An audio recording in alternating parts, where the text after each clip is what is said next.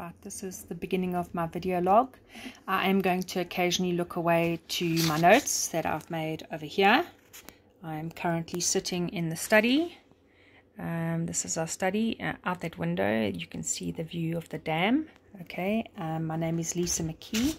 I live in Hartbeespoort Dam.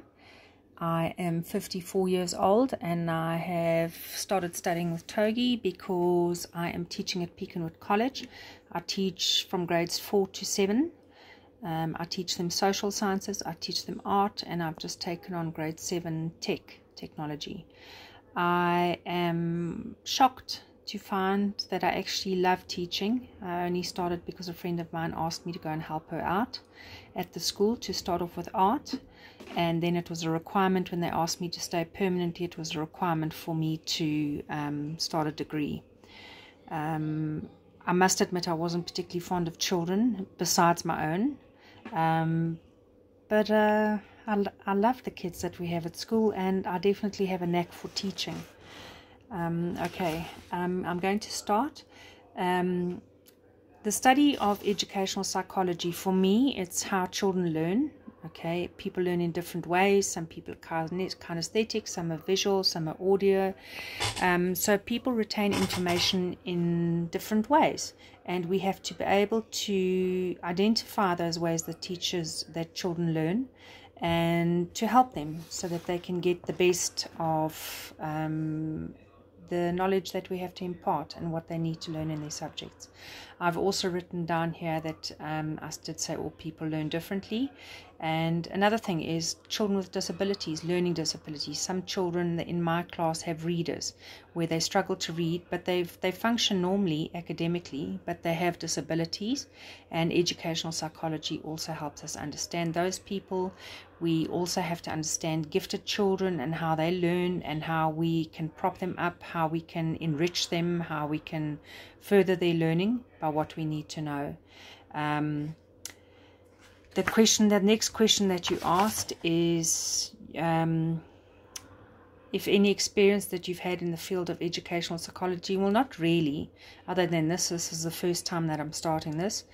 But I do have children, as I said, who use readers for their exams. I have children, funny enough, another one of the educational psychology, well, not funny enough, it's very sad.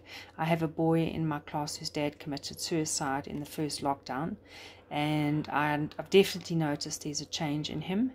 And he's an angrier boy. He's a little bit more defiant, where he was a very, very quiet and reserved boy. So his approach to learning is completely different to what it was before. Another boy that I have, he is autistic, and educational psychology will definitely help and assist me in helping this little boy. He's in grade 6, so he's not a teenager by a long shot. And the most interesting thing that I've found is how the other children in the class react to him when, for instance, he shouts something out that's not appropriate or pertaining to anything that we're teaching in the class at that stage, and how the children have managed to deal with him and to become friends with him. So there I said I definitely don't have any experience. Okay. What part of education do you really enjoy? I enjoy teaching the children. I get a kick when I've tried to teach something difficult to the children and have made it similar to something they would experience in real life, to make it something that they would understand, and to make sure that it's more attainable and it's not difficult. And if they have problems or they're not quite understanding it correctly, that it's okay to ask, because I, for instance, will ask something 50 million times until I get the information that I want, and until I'm confident in what I'm doing. The part of education that I think needs a revamp is, I definitely think teachers have to be trained, because, for instance, I'm at a school that's fully inclusive. As I said, we have autistic children, we have children with ADD, ADHD, learning disabilities, we have children with behavioral problems, which is understandable, like the little boy whose dad committed suicide. Last year there was a boy that passed away from cancer in grade 4.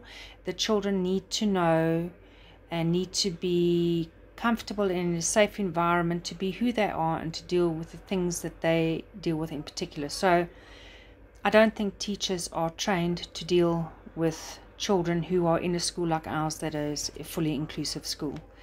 I hope to gain more insight and become a little bit more professional and learn more ways in which to deal with children and their differences, and hopefully create a space that is more understanding, a safer area, and it can only help me in dealing with, because at the end of the day it's personalities, it's psychology, and how we deal with people, and how we learn, and how we teach, and how we assess, and how we do all the things that are required of us at school. You've asked if I can add anything that's relevant or pertinent. Not really. I think I've covered everything that I wanted to say. I must admit I'm looking forward to the module. And I hope I understand what's going on and I don't get bogged down by psychobabble, if you know what I mean. Right, that's the end of it. I will upload it for you.